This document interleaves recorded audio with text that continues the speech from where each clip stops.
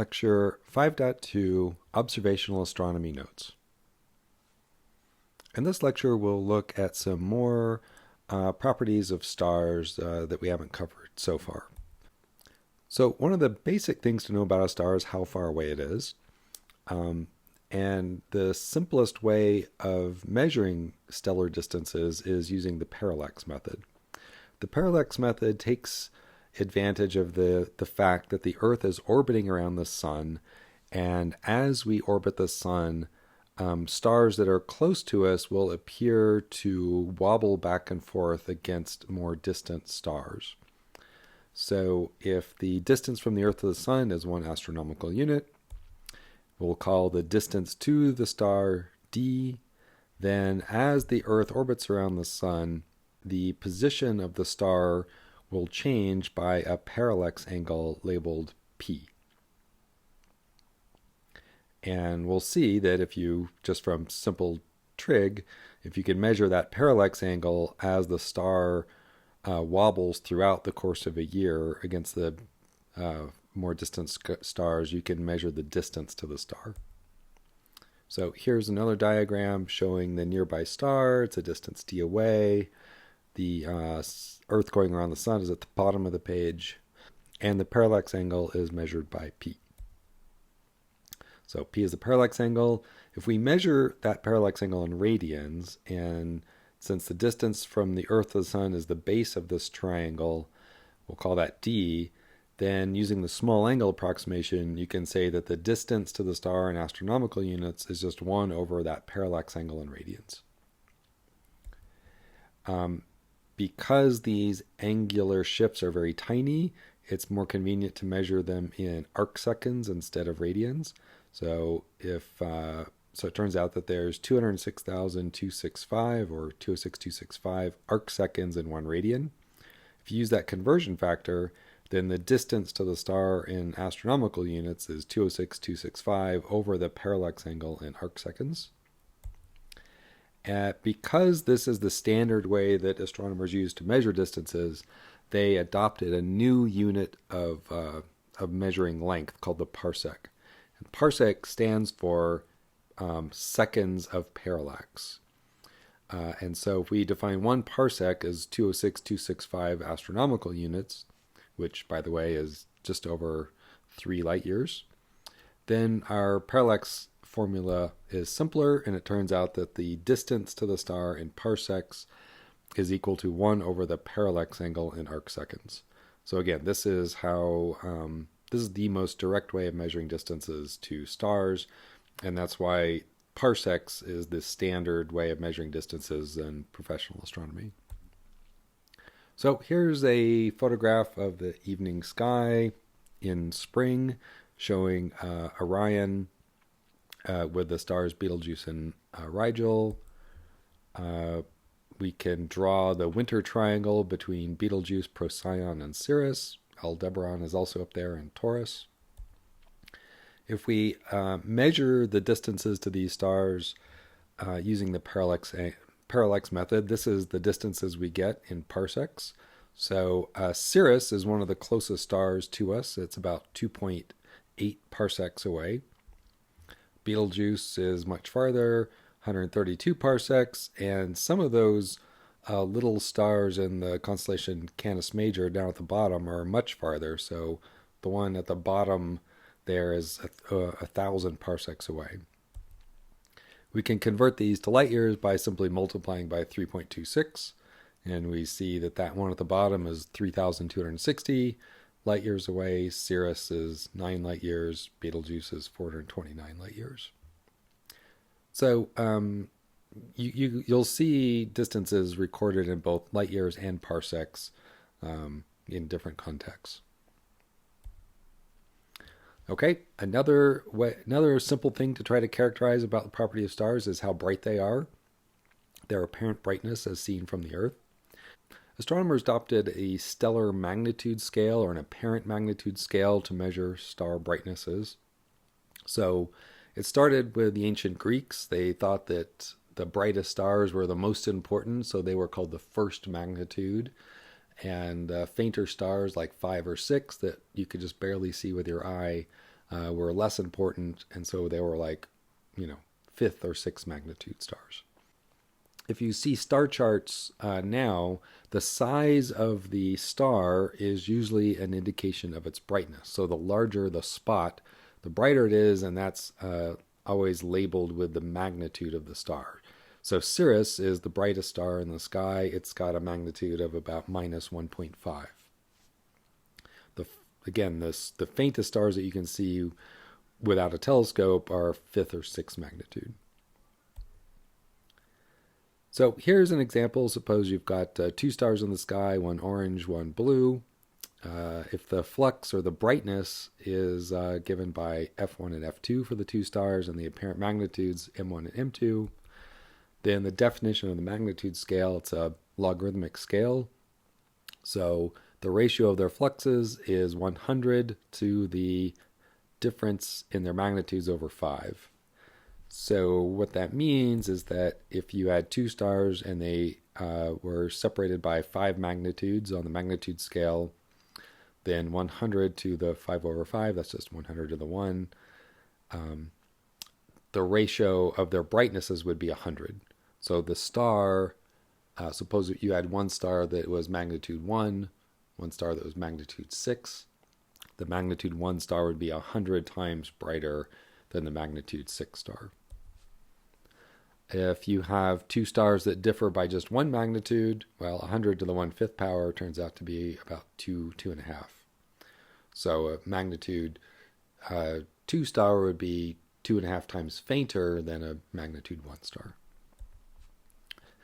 And if you have larger magnitude differences, so if you had a star that was 20 magnitudes fainter than another star, well, 100 to the 4th power would be 100 million. So it's a logarithmic scale, so you don't have to change the magnitude by very much to have a very large change in brightness. Here's a scale showing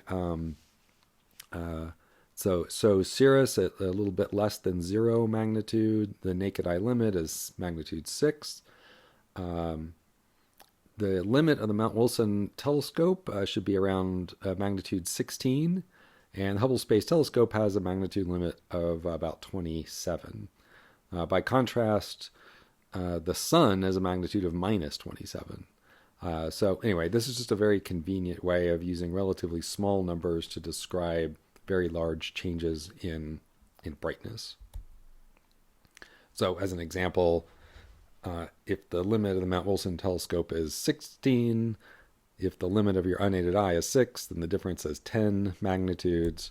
So 100 to the 10 over 5 is 100 squared, so that would be 10,000. So the Mount Wilson telescope should let us see stars that are 10,000 times fainter than what you could see with the unaided eye. All right, we've already talked in this class about stellar classification by spectra, the classification scheme OBEFGKM, sequences stars by their surface temperatures from the hottest O stars to the coolest M stars. Remember that that blue stars are hot, red stars are cooler. So when you look up at the sky and you see different colors of stars, that's telling you about their temperature. Something that we haven't talked about yet is the Hertzsprung-Russell diagram, the HR diagram. So if you do stellar classification, so you can get a good characterization of the temperature. So notice at the bottom of the screen, spectral classification is increasing temperature to the left. So OBAFGKM is going down in temperature at the bottom there. If you plot the luminosity of the star as a function of its spectral classification, that's what the HR diagram shows you. So there's a lot going on in this. We'll just cover this very briefly. Most stars follow along something called the main sequence. So this is a diagonal band that goes from the upper left corner of the diagram to the lower right. These stars are all actively burning hydrogen in their cores. So most stars live most of their life on the main sequence, when they start to run out of hydrogen fuel, then their properties start to change and they'll turn into giants or supergiants or white dwarfs. So if you look along the main sequence there, you can see that like a bunch of different stars they're labeled on there. They're also labeled by mass. So as you go up the main sequence, up and to the left, main sequence stars are more massive. And as you go down the main sequence to the right, they are less massive. So our sun is kind of right in the middle there. It's kind of a whitish yellow star, kind of right in the middle. As you go up the main sequence, so main sequence stars that are hotter than the sun are also more massive, with higher surface temperatures. As you go down the main sequence, those are less massive stars. Another thing that's labeled on this diagram are those green lines, and those show you how long the star will stay on the main sequence, burning hydrogen in its core. So at the very top, the lifetime of a star is about, it says 10 to the 7th years. So that's 10 million years that the star will burn hydrogen until it starts to run out of fuel and become a giant or a supergiant. As you go down, stars that are down down below the sun might last for tens to hundreds of billions of years. So down at the bottom, most of those stars that were formed after the Big Bang, they are still hanging around since our universe is only 14 billion years old. So the universe hasn't lived long enough for any of those stars to die. Whereas at the top left, there have been thousands of generations of those stars have born and died. So there's a huge variation in how long stars live, and it's completely determined by the mass of the star. Cutting across this diagram are kind of sloping diagonal lines that show the radius of the star. That's from purely from the Stefan Boltzmann law, saying that the luminosity is proportional temperature to the fourth power times the radius squared. So you can see as you go up to the right in this diagram, stars are larger in radius. As you go down and to the left, stars are smaller. So white dwarfs are physically smaller and less luminous than the huge red supergiants in the upper right corner. So let's look at some examples. Here are two examples in that last photograph of main sequence stars. So Procyon and Sirius in the Winter Triangle are both main sequence stars, so they're fusing hydrogen into helium to power them. So here's a size comparison of Sirius, which is a main sequence star, and the Sun. We see that it's got Sirius has about twice the mass of the Sun, and it has about twice the diameter as well. So Sirius is bright in the sky not because it's intrinsically very luminous, but just because it's relatively close to us. Aldebaran in the constellation Taurus is an example of a giant star. So there's Aldebaran there, and it's like 44 times the radius of our Sun. You can see our Sun is just a tiny little dot down at the bottom left of that picture there. You can barely even see it. So Aldebaran's a huge star. So Betelgeuse and Rigel are both examples of supergiant stars. So there's Betelgeuse there on the right. It has a radius of over 1,000 times the radius of our Sun. So if Betelgeuse were where our Sun is in our solar system, it would completely fill it. It would engulf the Earth and Mars. Another thing to note is that we'll see here in the next lecture is that stars on the upper part of the main sequence that are larger than, say, 8 times the mass of our Sun, so like O and B stars,